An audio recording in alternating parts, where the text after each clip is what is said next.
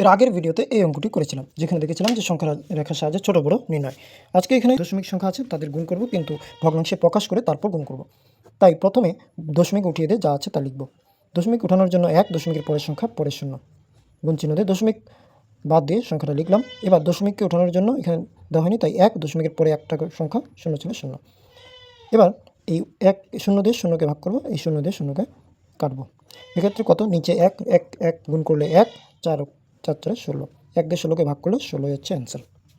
এক্ষেত্রে দশমিক সংখ্যা 2.00 দিলাম আর 2.00। এক্ষেত্রে গুণ করলে কী হবে, যে প্রথমে দশমিক বাদ দিয়ে যা আছে তা লিখলাম। দশমিক ওঠানোর জন্য 1, পরে দুইটা শূন্য, 2 ঘর থাকার জন্য 2 শূন্য। দশমিক উঠিয়ে 2 আর পরের 2 ঘর দশমিক উঠিয়ে দিয়ে 0 0 লিখলাম। দশমিক ওঠানোর জন্য 1, পরে 2 শূন্য, 2 ঘর থাকার জন্য 2টি শূন্য।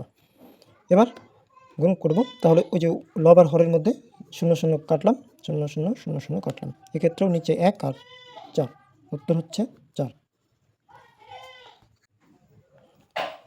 তার মানে একটা জিনিস কি বোঝা যায়, যে এখানে ওই দশমিকের পরে 0 0, দশমিকের পরে 0 0 একই রকম মিল আছে। তো সেক্ষেত্রে আমি এবার সংখ্যাগুলোকে কেটে দিয়ে সরাসরি করলেও শর্টকাট হয়ে যাবে।